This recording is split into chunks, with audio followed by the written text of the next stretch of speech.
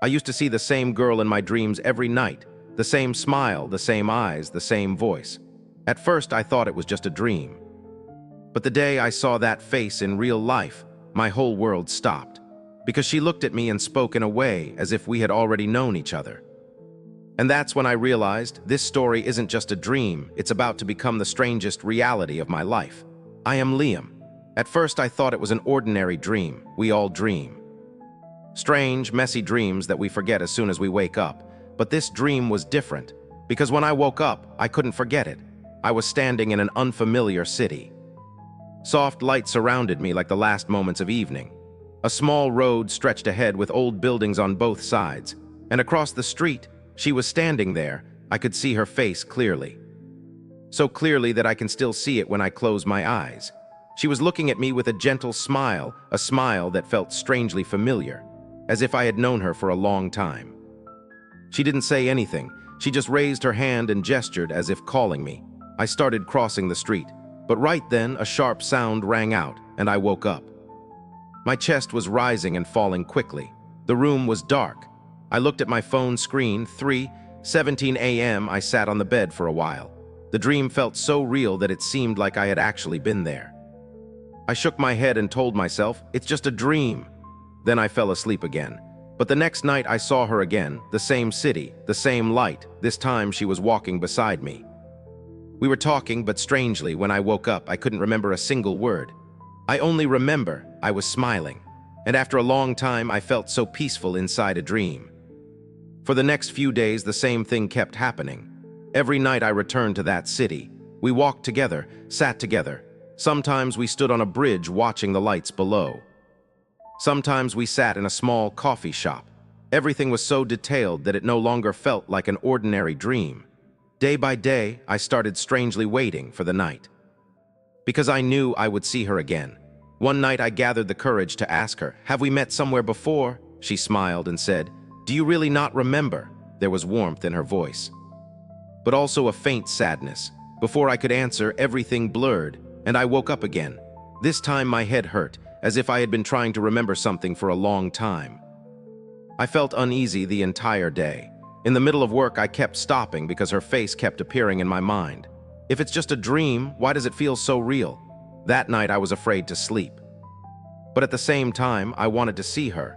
When I reached that city again, she was standing there as usual, but this time she wasn't smiling. She looked straight into my eyes and said, "We don't have much time." My heart skipped a beat. "What time?" I asked. She stepped a little closer and said, "If you can't find me in real life, I'll disappear." Her words sent a chill through my body. "In real life, this is a dream," I said. She shook her head. "No. This is a memory, and you've forgotten it." Before I could say anything, the city around us began to tremble.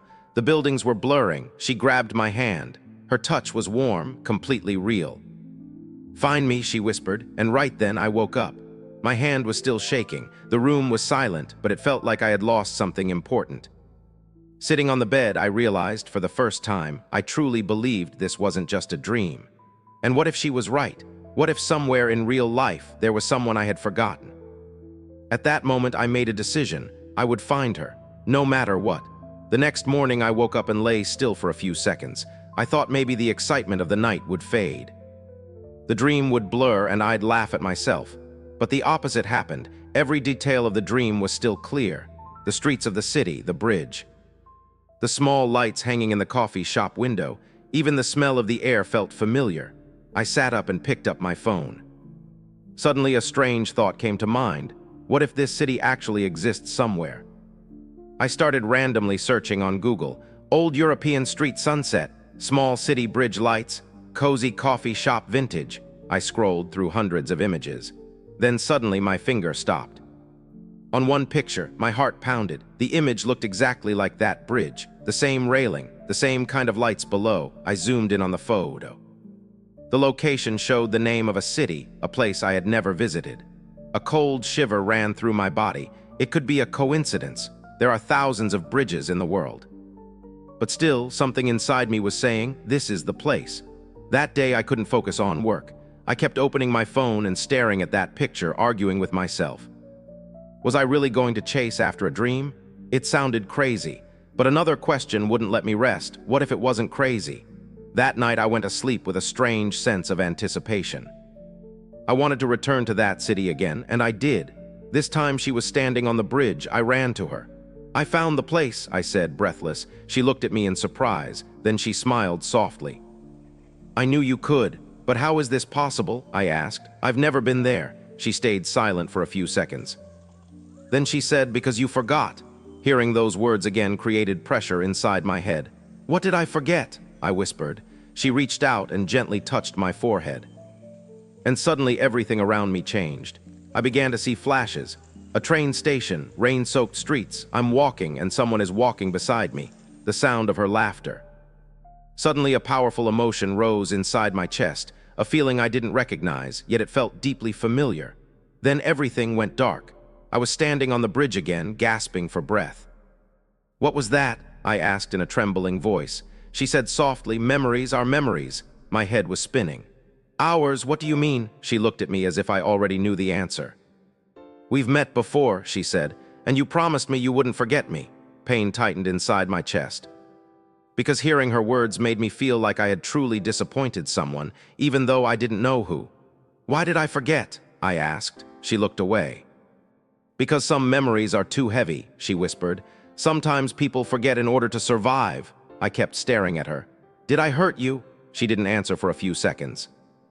Then she said very quietly, "No, you hurt yourself." Those words sent a cold wave through my body.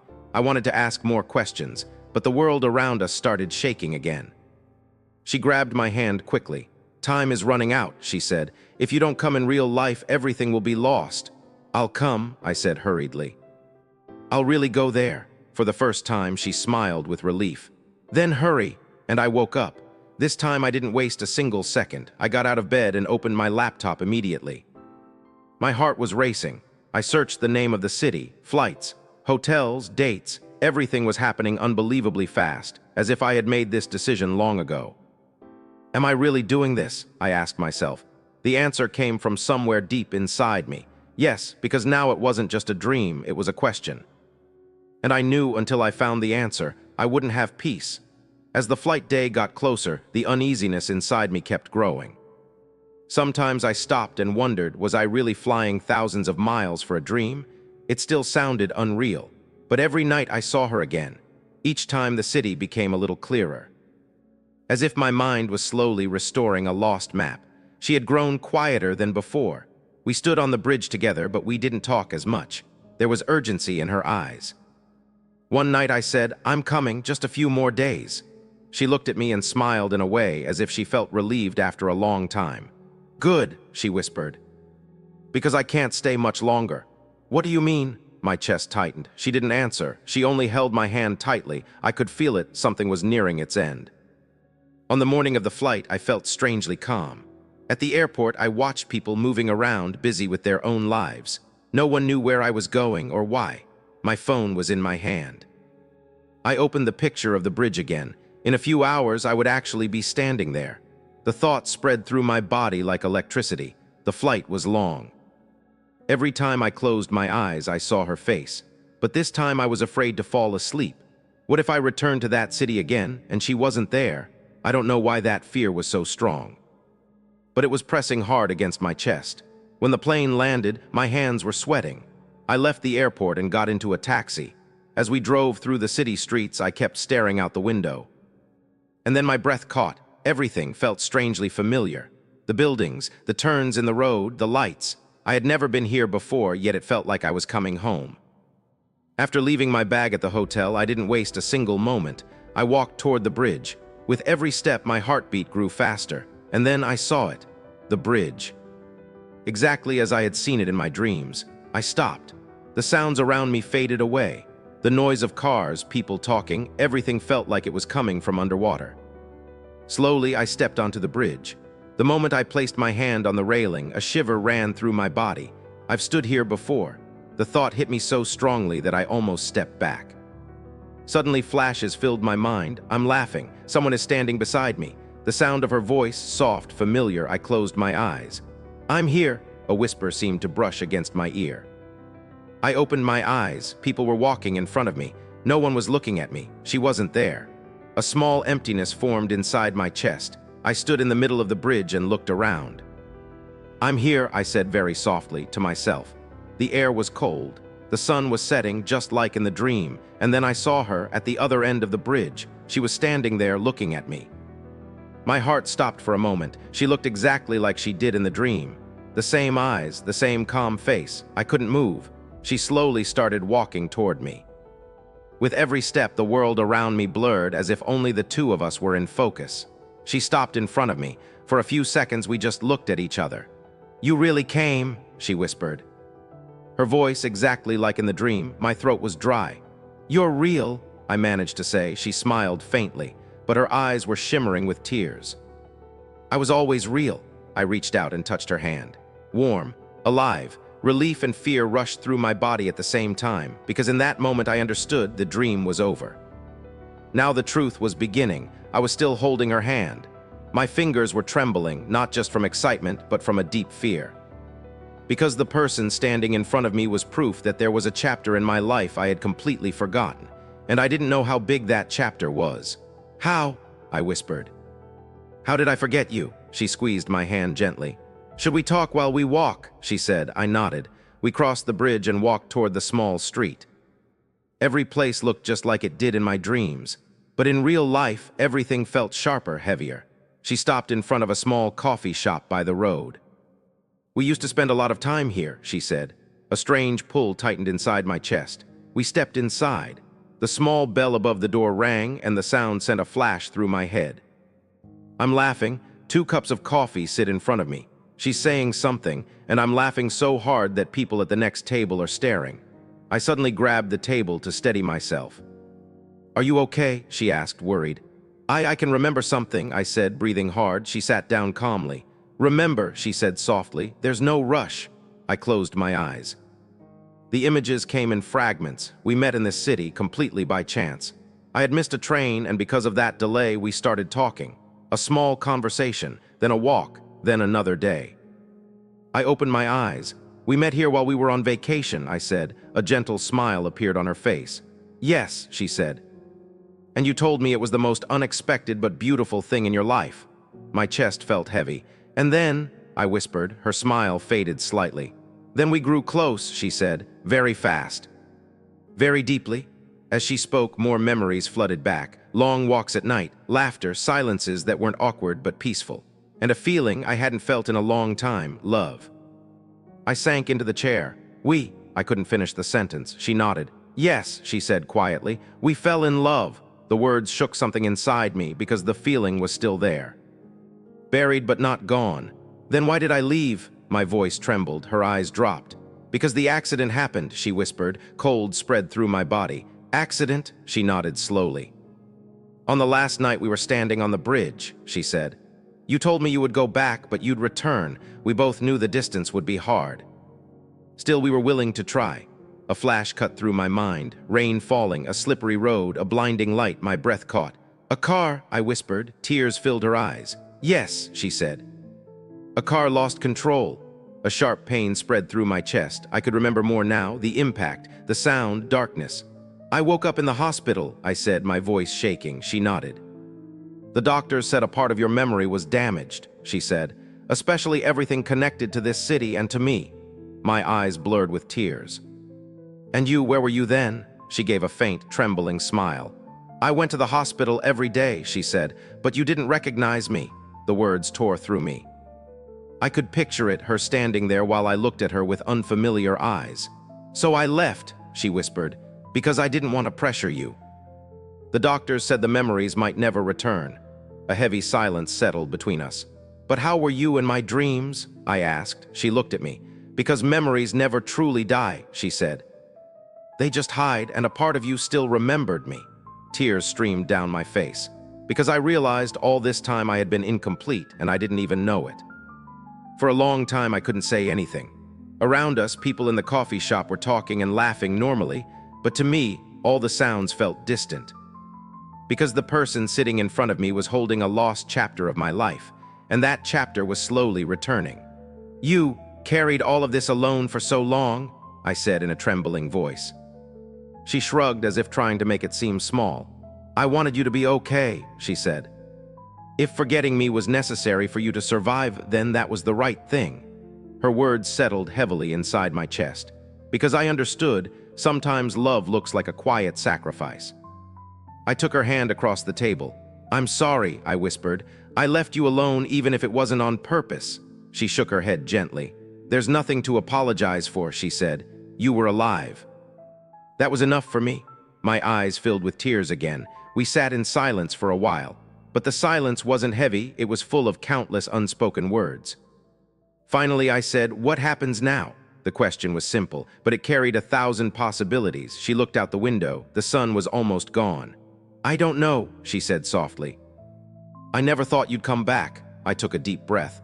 I didn't think so either, I said, but now that I'm here, everything has changed. The memories in my head were becoming clearer. I could remember how much we laughed, how many dreams we shared, and most of all, I could remember the feeling, the one that was waking up again, but fear came with it. What if I forget again? I said quietly. She looked at me, her eyes were calm. Then I'll wait again, she said, but this time I won't hide. Something shifted inside me at those words.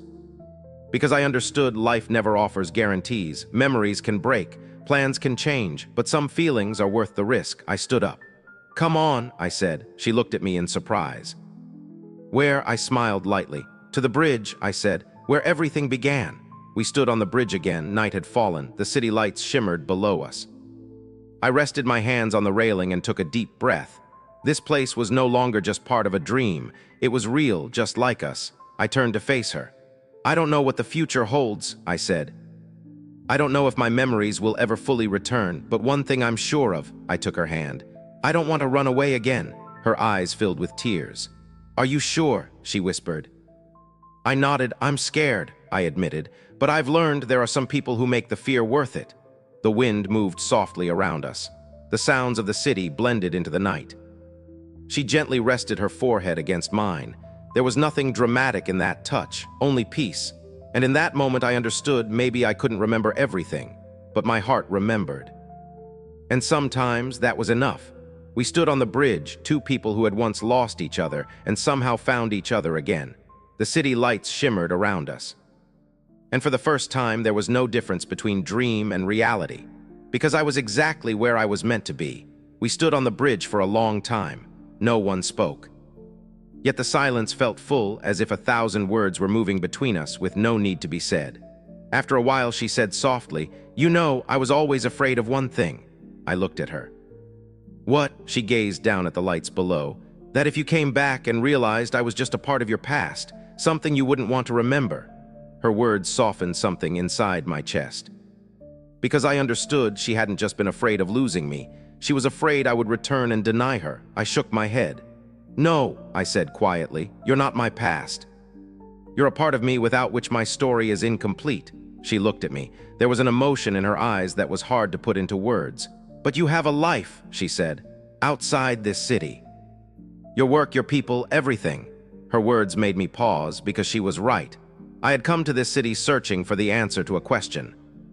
But after finding it, a bigger question was standing in front of me. Would I stay here or would I go back? I leaned against the railing. I don't know, I said honestly. But I do know I don't want to make this decision out of fear.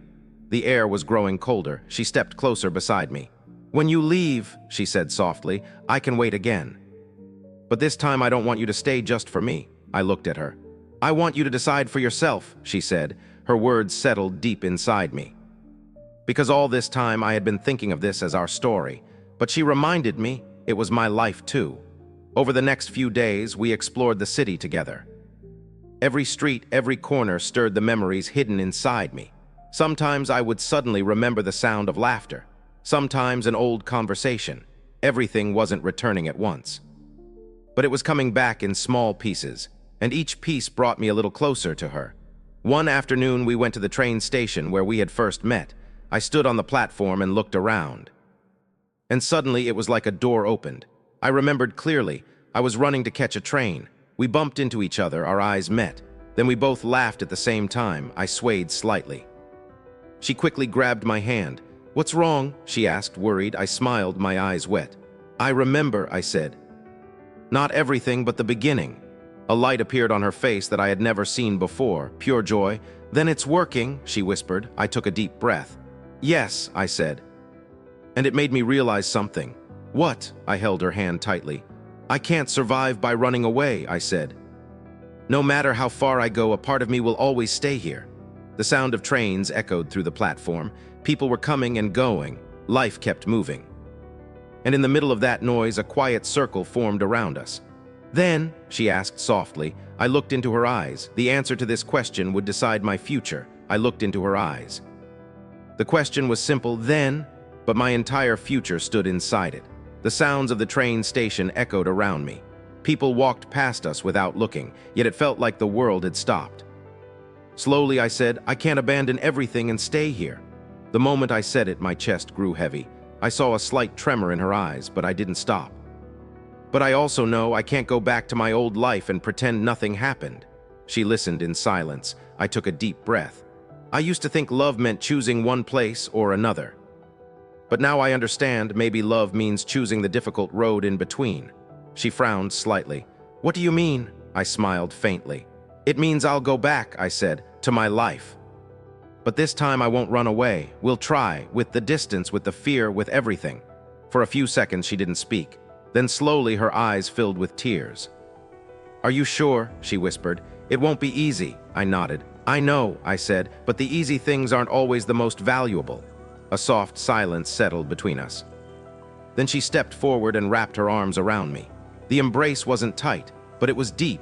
It carried a feeling that said, "We're afraid, but we'll try anyway." I closed my eyes. I wanted to remember this moment, not just in my mind, but in my entire being, because I knew whatever came next, this moment was our beginning.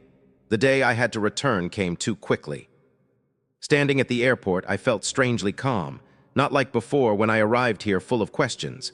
Now I was leaving with answers. She stood in front of me, that familiar calm in her eyes. "I'll come back," I said. She smiled softly. "I know," she said, "and this time I'm not afraid." I took her hand. "Neither am I," I admitted. The boarding announcement echoed through the air. It was time. I hesitated for a second, then I pulled her into one last embrace. "Thank you," I whispered. "For what?" she asked softly. I smiled.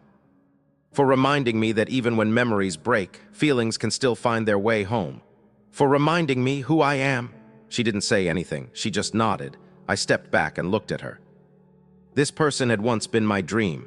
Now she was my reality, and that reality wasn't perfect. It was uncertain, complicated, but it was real. I turned and started walking. With every step, my chest felt heavy, but it wasn't breaking. Because this time I knew distance doesn't mean the end. Sometimes distance means the beginning. Sitting by the airplane window, I looked at the city one last time. The lights were slowly growing smaller. I closed my eyes, and for the first time, I wasn't waiting to see her in a dream. Because now I knew where she was, in the real world, and we were both under the same sky, even if we were in different cities. Maybe difficult days were ahead. Maybe my memories would never fully return. But one thing I knew for certain, there are some people who step out of dreams into reality, and once they do, they never completely disappear again. And this story isn't over. It's only the first chapter. Some people enter our lives as dreams, and some dreams one day stand before us as reality. I don't know what the future is holding for us.